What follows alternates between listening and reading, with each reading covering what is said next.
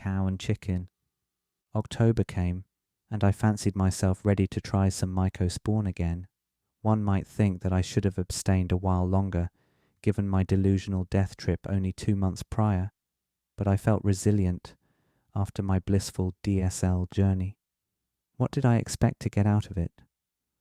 I thought some light could be reaped with a responsible dose, as if psilocytes would forgive me for my previous audaciousness and bestow some wisdom as a reward.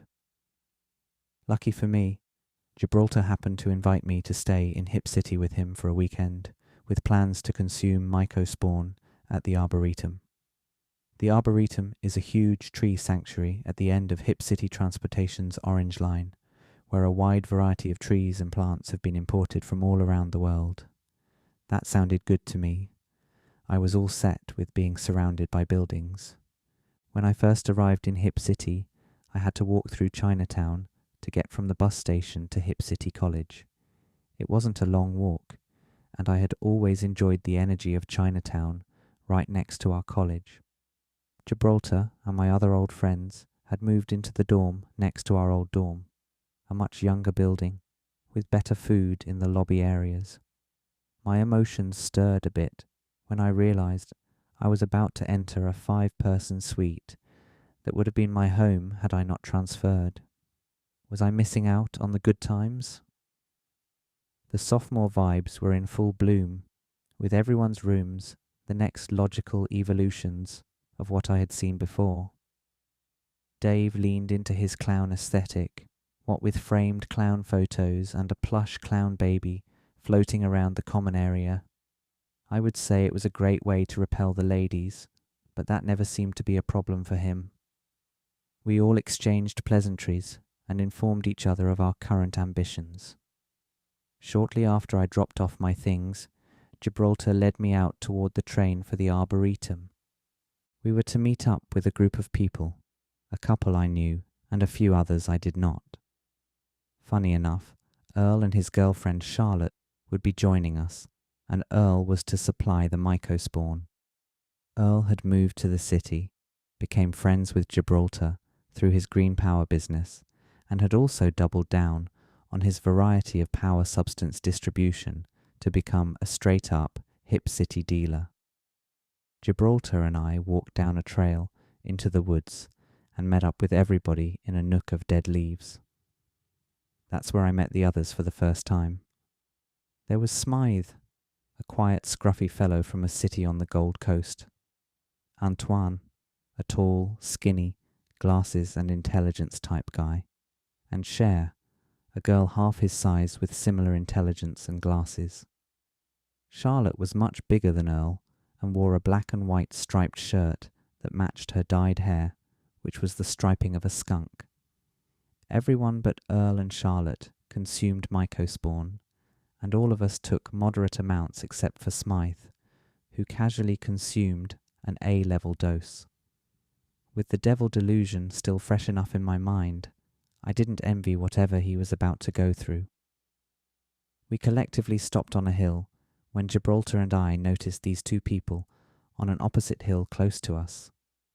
One was a man with dark black hair and a moustache goatee who wore only dark shades of red, and the other a woman with bright blonde hair who sported exclusively royal blue and sky blue colours. We both felt a strong desire to go talk to them, as if we might miss out on an epiphany if we didn't. We went over and introduced ourselves.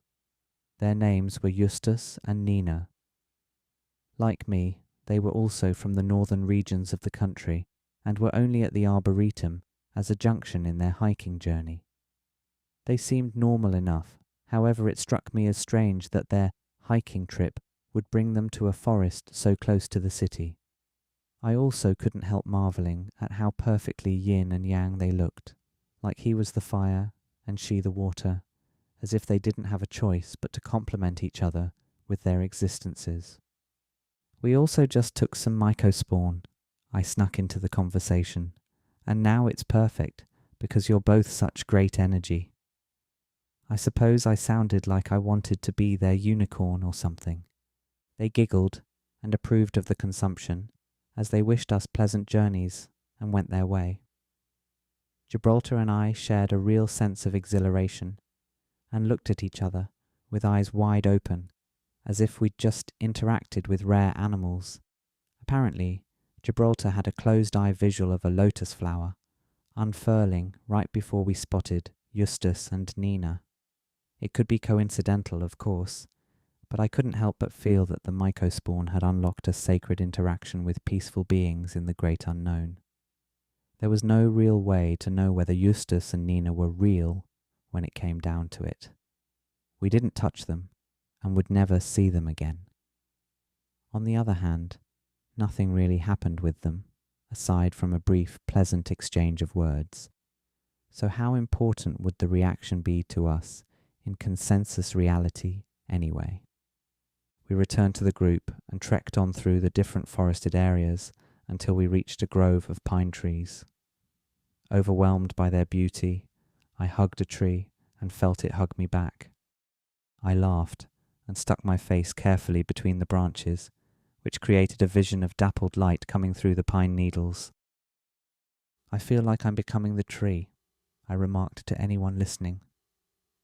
The next instant, we were sitting around, and Antoine and Cher played music out of a phone. The only song I remember was a remix of the song On Melancholy Hill by Gorillaz, by a DJ called Feed Me. These two people really loved Feed Me.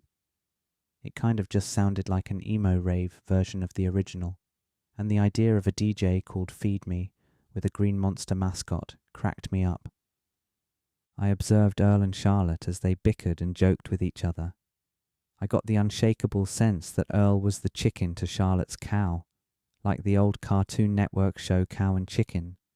Her larger physique and black and white choice of colours lent itself to a cow role, while Earl's skinnier size and rapid speaking pattern portrayed him as a chicken boy. These caricatures extended into the intimate life of these two partners, I reckoned, and I imagined a BDSM scene of theirs all too quickly. For a moment, I thought it was suspicious that they were the only ones who didn't consume Mycospawn, but nonetheless wanted to supply us with them and hang out while we consumed them. What was in it for them? I wondered. Of course, Earl made money when he sold them to us, and I'm sure we were entertaining to watch, but something still felt a bit fishy. I decided to keep a close tab, though I wasn't nearly as worried about it as I had been with my devil delusion. This experience was mystical, but still very much so in the bounds of reality. To my surprise, Smythe had remained quiet and mild-mannered for the full extent of his A-level Mycospawn dose, as if it were just another day. I told him I was impressed with how easily he handled it, and he said he was used to it. He relayed how he had met someone in Las Vegas before, who looked and acted a lot like me, but he said that I seemed to be more on the right path than that guy was. Even though I had no idea who I was being compared to, it was good to be told by someone balls deep in a great unknown experience that I gave off the right path vibe. I was wearing a lot of blue with my lapis lazuli necklace on, and I felt right in my element. Any darkness from my devil delusion had at least left no visual stain. The experience tapered off as the sun set, and we took off to Smythe's place. I thought it was really generous of him to share his lobster ravioli, and I became borderline incredulous about the offering. It almost felt like an award for having had a successful Mycospawn journey. I felt good about these Mycospawn Earl had supplied me with, and my head was definitely in the right place for their continued use.